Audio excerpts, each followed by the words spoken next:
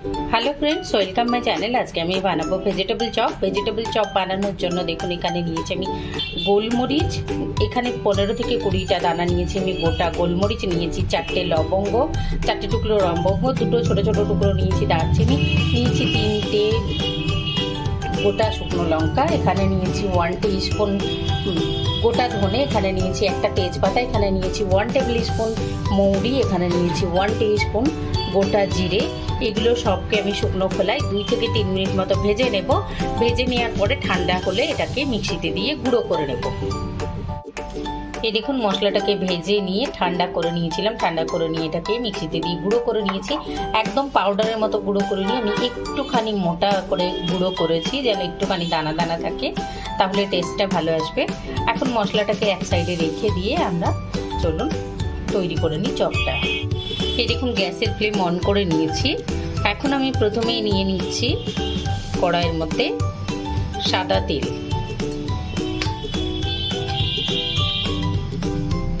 তেলটা গরম হতে দেব। এটা গরম হয়ে গেলে এর মধ্যে দিয়ে দিচ্ছি আমি 5 ফোড়ন একটুখানি তেলের মধ্যে।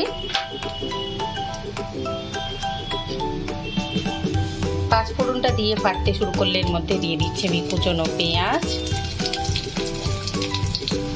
একটা মিডিয়াম সাইজের পেঁয়াজ নিয়েছি, নিয়ে আমি দিয়ে দিলাম কুচি। পেঁয়াজটা দেওয়ার পরে আমি একটুখানি নাড়িয়ে নিয়েছি। পেঁয়াজের কাঁচা গন্ধটা চলে গেলে এর মধ্যে দিয়ে দেবো আমি গ্রেট করে রাখা আদা রসুন আর কাঁচা লঙ্কা একসঙ্গে আমি থেতো করে নিয়েছি। আদা রসুন আর কাঁচা লঙ্কাটা আপনারা চাইলে আলাদা আলাদা করে কেটে গ্রেট করে নিতে পারেন, আবার চাইলে একসঙ্গেও নিতে পারেন, আবার পাটাও দিতে পারেন। যদি মনে করেন যে বেটে নেবেন তাহলে সেই ক্ষেত্রেও আপনারা পাটাও নিয়ে নিতে পারেন। এইটাকে এখন আমি আরও 2 মিনিট মতো মিডিয়াম লো ফ্লেমে ভেজে নেব, পেঁয়াজটার কাঁচা গন্ধ যেন চলে যায়। গ্যাসের ফ্লেমটা মিডিয়াম লোতে রেখে আমি এটাকে 2 মিনিট মতো ভেজে নিয়েছি। এখন আমি এর মধ্যে নিয়ে নেব গ্রেট করা গাজরটা। দেওয়ার পরে আমি খুব ভালোভাবে নাড়িয়ে নিয়েছি এটাকে মশলার সঙ্গে। এখন এর মধ্যে দিয়ে দেবো আমি বিটটাও আমি গ্রেট করে রেখেছি, দিয়ে দিচ্ছি আমি বিটরুটটা।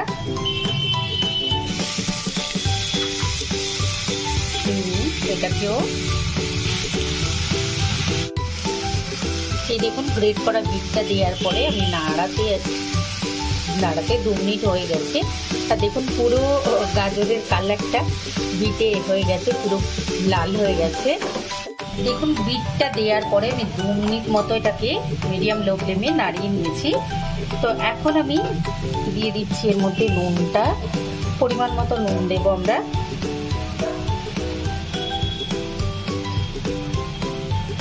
এটাকে একটু এরকমভাবে এই দেখুন আরও 2 মিনিট মতো এটাকে আমি নাড়িয়ে নিয়েছি। নাড়িয়ে নেওয়ার পরে এর মধ্যে এখন আমি অ্যাড করে দেবো গুঁড়ো করে নেওয়া মশলাটা।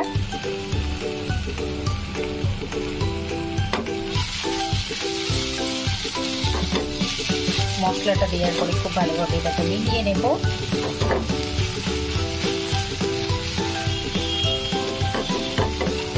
এইবারে এর মধ্যে আমি অ্যাড করব সেদ্ধ করে রাখা আলুটা।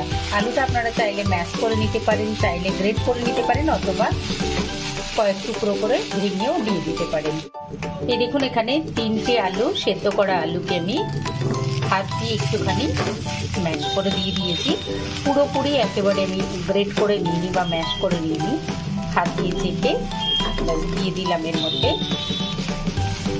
এখন এটাকে আমি মিলিয়ে নেব, সেই সাথে এর মধ্যে ভেজেও নেব খুব ভালোভাবে, মশলার সাথে অ্যাড হয়ে যাবে।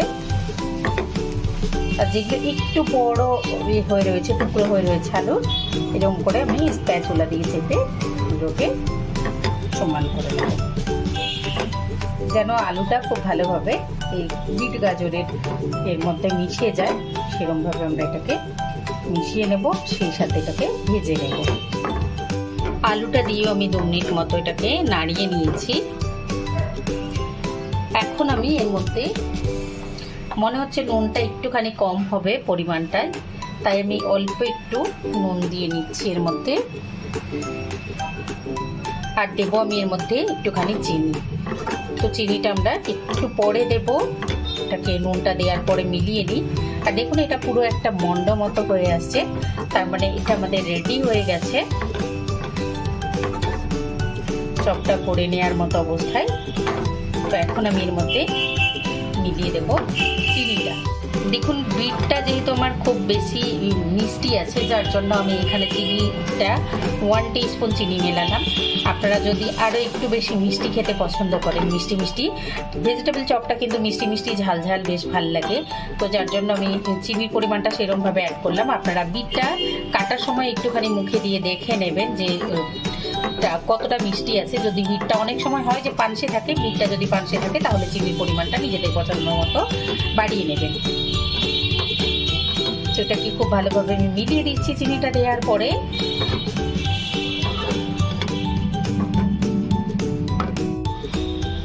দেখুন মিলিয়ে দিলাম, এর মধ্যে আমি এখন 1 টিস্পুন চিনি। আমার একটু মিষ্টি মিষ্টি ভালো লাগে, যার জন্য আমি চিনির পরিমাণটা একটু বেশিই দিলাম। আর চিনির পরিমাণটা বেশি বলতে আমার মিষ্টি মিষ্টি ঝাল ঝাল ভালো লাগে ভেজিটেবল চপটা। আপনারা কিন্তু চিনিটা দেওয়ার জন্য একটা জিনিস ফলো করতে পারেন, আপনারা যখন গাজরটা কেটে নেবেন তখন দেখে নেবেন গাজরটা কতটা মিষ্টি আছে আর বিটটা কতটা মিষ্টি আছে। আমি যে অরেঞ্জ কালারের গাজরটা নিয়েছি, অরেঞ্জ কালারের গাজরগুলো কিন্তু প্রচণ্ড মিষ্টি ছিল আর খুব টেস্টি, যার জন্য আমি এখানে চিনির পরিমাণটা 1 টিস্পুন নিয়েছি। এখানে এতটা পরিমাণে নিয়েও তো আপনারা আপনাদের পছন্দ মতো নিয়ে নেবেন, ঝালটাও আপনারা আপনাদের পছন্দ মতো নিয়ে নেবেন। আমি আলাদা করে গোলমরিচ গুঁড়ো বা আলাদা করে লঙ্কা গুঁড়ো মেলাইনি, কারণ আমরা যে মশলাটা তৈরি করে নিয়েছিলাম তার মধ্যেই আমি শুকনো লঙ্কা দিয়েছিলাম, তার মধ্যে গোলমরিচ দিয়েছিলাম। তো এখন আমাদের মিশ্রণটা পুরো রেডি। গ্যাসের ফ্লেম অফ করে এটাকে আমি এখন রেখে দেবো 10 মিনিট, একটুখানি হাতে সওয়ার মতো ঠান্ডা হলে তারপরে আমি এগুলোকে গড়ে নেব চপের আকারে। দেখলেন তো কত সহজে তৈরি করে নিলাম আমরা ভেজিটেবল চপের পুরটা। গ্যাসের ফ্লেম অফ করে দিয়েছি, এটাকে এখন রেখে দেবো আমি 10 মিনিট নামিয়ে। এটা ঠান্ডা হয়ে গেলে তারপরে আমরা গড়ে নেব। এটা দিয়ে যেমন চপ গড়ে নিতে পারি আমরা, ঠিক সেরকমভাবেই কিন্তু এটাকে পুর হিসেবে ইউজ করে পরোটাও তৈরি করে নিতে পারি। পরোটার ভিতরে পুর দিয়ে বাচ্চাদের টিফিন বক্সের জন্য খুব ভালো হবে, লাঞ্চের জন্য বা ব্রেকফাস্টের জন্য। তো সেটাও আপনারা করে দেখতে পারেন। দেখুন 10 মিনিট হয়ে গেছে, গ্যাসের ফ্লেম অফ করে আমি এটাকে রেখে দিয়েছিলাম। চলুন এটাকে আমরা এখন গড়ে নেব। এটাকে আমরা চপ হিসেবে গড়ে নেওয়ার জন্য রেডি করলাম, কিন্তু আমরা চাইলে এটাকে লাঞ্চ বক্সে দেওয়ার জন্য পরোটার মধ্যে পুর করেও এটাকে দিয়ে পরোটা তৈরি করে লাঞ্চ বক্সে দিতে পারি বা ব্রেকফাস্টে নিতে পারি। ব্রেকফাস্টটা টেস্টিও হবে, সেই সাথে হেলদিও হবে। আপনারা সেটাও ট্রাই করে দেখতে পারেন। চলুন আমরা গড়ে নিই। দেখুন মিশ্রণটা ঠান্ডা হয়ে গেছে চপে।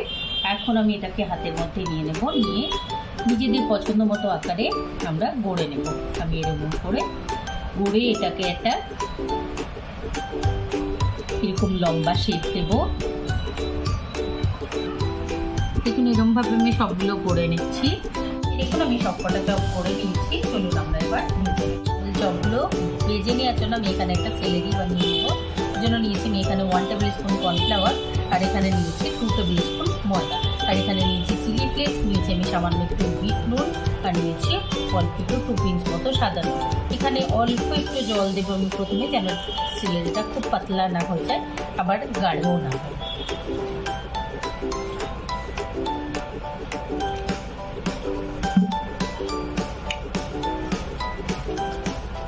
দেখুন রেডি হয়ে গেছে আমাদের। ঠিক এতটাই আমি পাতলা রাখবো, এর থেকে বেশি পাতলা করলে কিন্তু হবে না, আবার বেশি গাঢ় থাকলেও হবে না, ঠিক হলেও হবে না। তো আমি যেরকমভাবে রেডি করে নিয়েছি এটাকে খুব ভালোভাবে নাড়িয়ে নিতে হবে, যেন এর মধ্যে কোনো রকম লাম্পস না থাকে, একেবারে স্মুথ হতে হবে। স্মুথ হয়ে গেছে। এখানে নিয়েছি আমি আর এখন নিয়ে নেবো আমি চপগুলো, যে চপগুলো আমরা গড়ে ফ্রিজে রেখেছিলাম। এরকম করে এগুলোকে ডিপ করে নিই। এখন এটাকে আমি মধ্যে দিয়ে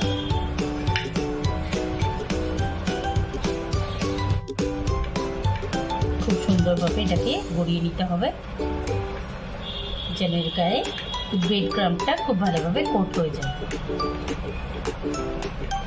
এরকমভাবে আমি সবগুলো কোট করে নেব। আমি সবগুলো কোট করে নিচ্ছি, যতগুলো আমরা ভেজে নেবো আমি 8 থেকে 10 পিস এরকমভাবে কোট করে নিয়েছি। চলুন আমরা এখন এগুলোকে ডিপ ফ্রাই করে নেব। এই দেখুন ভাজার জন্য নিয়ে নিয়েছি আমি একটা কড়াইটা গরম হয়ে গেলে আমি এর উপরে নিয়ে নিয়েছি সাদা তেল। তেলটা আমি গরম হতে দেবো খুব ভালোভাবে, তারপরে আমি এগুলোকে ডিপ ফ্রাই করে নেব। এই দেখুন তেল গরম হয়ে গেছে, তো এখন আমি দিয়ে দিচ্ছি একটা একটা করে চপগুলো।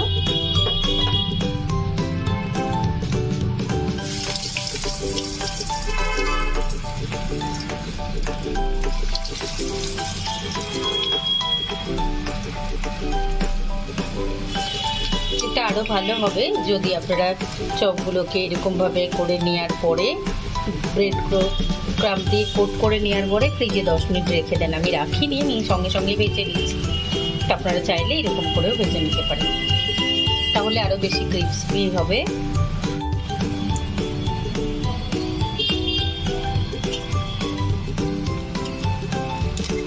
আমি একটুখানি নাড়িয়ে দিচ্ছি শুধু।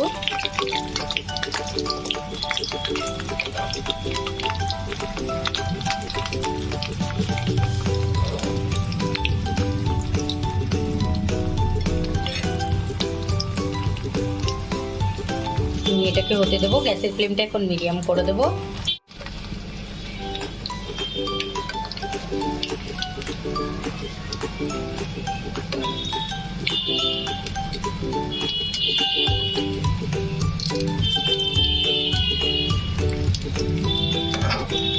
আলতো হাতে এইগুলোকে ঘুরিয়ে ঘুরিয়ে খুব ভালোভাবে ভেজে নেব।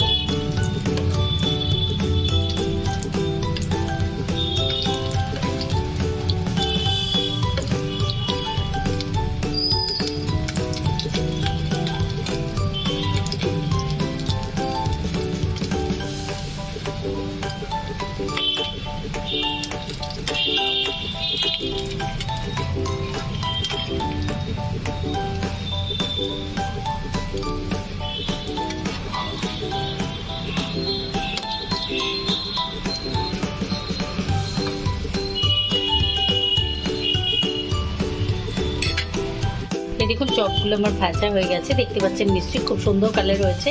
আর এইরকম অবস্থায় তুলে নেব, কারণ ডিপ ফ্রাই করা যে কোনো জিনিস কিন্তু অফ করে দিলেও, তেল থেকে তুলে নিলেও এটা ভেতর ভেতর কুক হতে থাকে, যার জন্য কালো হয়ে যাবে কালারটা। আমি এখন এগুলোকে তুলে নিচ্ছি। এরকম অবস্থায় তুলে নিলে কালারটা খুব সুন্দর থাকবে, খুব সুন্দর ক্রিস্পি হয়ে গেছে। তো একটা একটা করে তুলে নিচ্ছি, নিয়ে আমি আরেক ব্যাচ দিয়ে নেব, নিয়ে দিয়ে সবগুলো বেজে তুলে নেব। দেখলেন তো কত ইজিলি তৈরি করে নিলাম আমি ভেজিটেবল চপ ঘরে। তো আপনারা অবশ্যই ট্রাই করবেন আমার রেসিপিটি, কমেন্ট করে জানাবেন, লাইক করবেন, আমার চ্যানেলকে সাবস্ক্রাইব করবেন। Thank you.